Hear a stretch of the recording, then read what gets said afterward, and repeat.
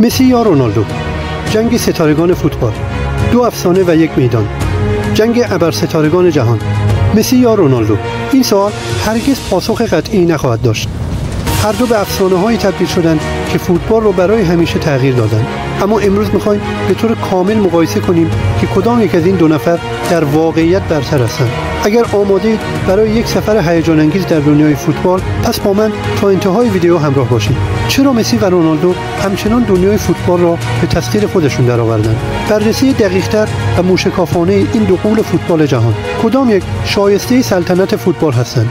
به نام خدا سلام عرض می‌کنم خدمت شما دوستان و همراهان همیشگی کانال ثروت و شهرت.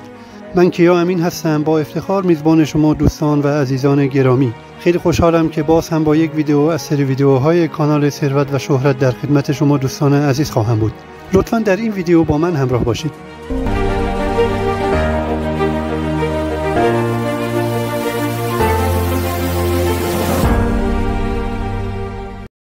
گام اول، آشنایی با دو افسانه فوتبال. بیایید از ابتدا شروع کنیم. هر کدام از این دو بازیکن، مسی یا رونالدو، داستانی جذاب و شگفت‌انگیز از تلاش، شکست و پیروزی دارند.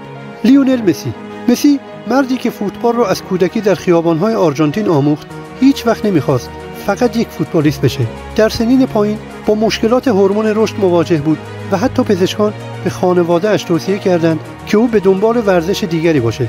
اما مسی با کمک خانواده و اراده آهنین خود تمام این مشکلات رو پشت سر گذاشت.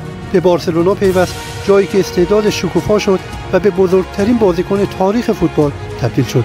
و اما کریستیانو رونالدو از یک خانواده فقیر در مادیرای پرتغال به دنیا آمد و در شرایط سخت و دشوار شروع کرد. از ابتدای جوانی علیرغم مشکلات زیادی که داشت، انگیزه بی‌پایان برای موفقیت داشت. از سنین کم در تیم‌های کوچک شروع کرد و به سرعت به یکی از بهترین‌های دنیا تبدیل شد. سخت‌کوشی و فیزیک بی‌نظیرش او را به یک مهاجمی تبدیل کرد که هیچ وقت در زمین از مبارزه دست نکشید.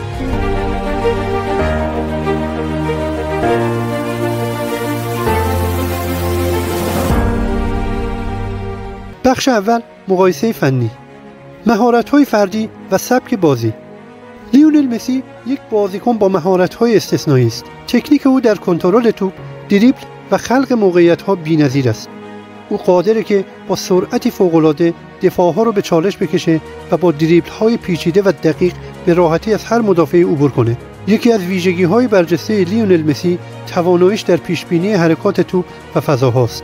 او نه تنها گل میزنه، بلکه همیشه در ایجاد فرصت‌های گلزنی برای هم‌تیمی‌هاش نقش کلیدی رو ایفا می‌کنه. و اما رونالدو، او مهاجمیه که به سرعت از یک جناح به جناح دیگری حرکت می‌کنه و همواره آماده است تا از هر فرصتی برای گلزنی استفاده کنه. توانایی شوت‌زنی رونالدو به ویژه با پای راست و همچنین ضربات سرش به شدت قدرتمند و دقیقه. علاوه بر این، رونالدو در ضربات آزاد و پنالتی هم عملکرد بسیار خوبی داشته و همیشه در لحظات حساس به تیمش کمک کرده.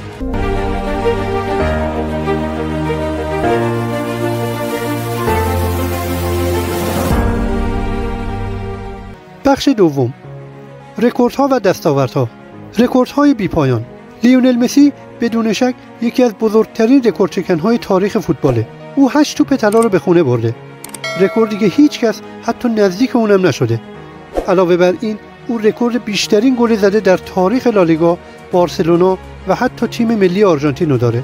مسی همیشه در مسابقات بزرگ مانند لیگ قهرمانان اروپا و کوپا آمریکا درخشان ظاهر شده و تیمش رو به قهرمانی‌های متعددی هدایت کرده. و اما رونالدو نیز با 5 توپ طلا در تاریخ فوتبال درخشیده. او رکورد بیشترین گل زده در تاریخ لیگ قهرمانان اروپا رو داره و از نظر گلزنی در تیم ملی پرتغال نیز به بالاترین سطح دست یافته. کریستیانو نه تنها در باشگاه‌های مختلف، بلکه در سطح ملی نیز با پرتغال تونسته جام یورو 2016 و لیگ ملت‌های اروپا 2019 رو به دست بیاره. خب دوستان خوبم، اگه تا اینجا از این ویدیو لذت بردید و مطالب اون براتون مفید و مثمر ثمر بود، خیلی خوشحال میشم که ویدیو رو لایک کنید و با دوستان دیگرتون به اشتراک بگذارید. مطمئناً تماشای ویدیوهای این کانال میتونه تأثیرات مثبت زیادی رو بر ذهن و افکار شما دوستان عزیز در جهت رسیدن به یک زندگی ایدئال داشته باشه. پس اگه به تازگی با این کانال آشنا شدید، لطفاً کانال رو سابسکرایب بکنید و اون زنگوله کنارش هم فعال بکنید تا ویدیوهای انگیزشی، آموزشی و کاربردی ما رو از دست ندید. با من در ادامه ویدیو همراه باشید. بخش سوم، شخصیت و تأثیرگذاری خارج از زمین. تأثیر شخصیت و ذهنیت بر موفقیت‌های اونها. لیونل مسی برخلاف رونالدو بیشتر شخصیت آروم و درونگرا داره. او در زمین فوتبال همیشه یک رهبر ساکت بوده. با این حال در عمل قدرت زیادی برای هدایت تیمش به سوی پیروزی داشته. مسی همیشه از پرخاشگری به دور بوده و بیشتر به بازی تیمی و زیبایی فوتبال اهمیت میداده. اما رونالدو کاملا متفاوته. او همیشه در مرکز توجه قرار داره و شخصیتی پر از شور و انگیزه داره. او برای موفقیت همیشه در تلاشه و هیچ وقت از کار سخت و تمرین زیاد دریغ نمیکنه.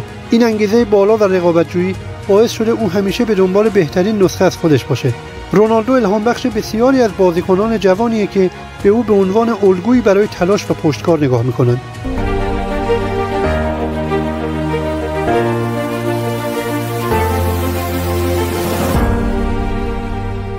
بخش چهارم، تفاوت‌ها و شباهت‌ها در دوران باشگاهی. لیونل مسی بیشتر دوران حرفه‌ای خودشو در باشگاه بارسلونا گذرونده و در این باشگاه موفقیت‌های بسیار بزرگی کسب کرده. اما پس از انتقال به پاریس سن ژرمن فصل جدیدی از فوتبال اون آغاز شد. او در بارسلونا با ترکیب‌های متفاوتی بازی کرده و همیشه تونسته به خوبی در کنار بازیکنان بزرگترین تیم‌های تاریخ دنیا قرار بگیره. و اما رونالدو به طور مداوم در حال تغییر باشگاه بوده و در 3 لیگ مختلف به موفقیت دست یافته. او ابتدا در منچستر یونایتد درخشان بود، سپس در رئال مادرید یک دوران طلایی دیگری را سپری کرد و در یوونتوس و دوباره در منچستر یونایتد ثابت کرد که همچنان یکی از بهترین هاست.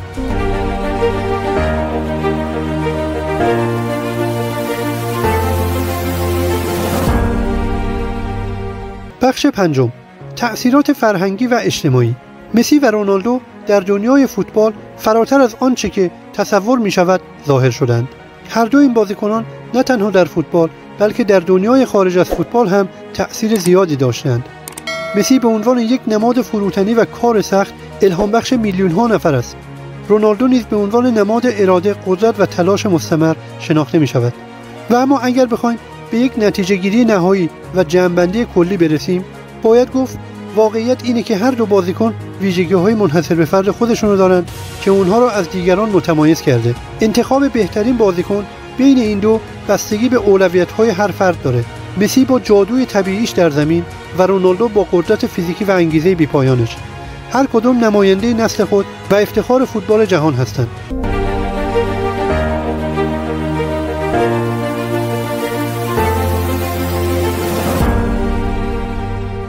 خب دوستان عزیز، خیلی ممنون که تا انتهای ویدیو ما رو همراهی کردید. حالا نوبت شماست که بگید کدوم یک از این دو بازیکن بهترین بازیکن جهان هستند، مسی یا رونالدو. لطفاً نظراتتون رو برای ما کامنت کنید و اگر از این ویدیو خوشتون اومد ویدیو رو لایک و کانال خودتون رو سابسکرایب بکنید تا هیچ کدوم از مقایسه های جذابمون رو از دست ندید. باز هم ممنون که تا انتهای ویدیو ما رو همراهی کردید. امیدوارم که در تمام مراحل زندگیتون موفق و پیروز باشید. خدا نگهدار.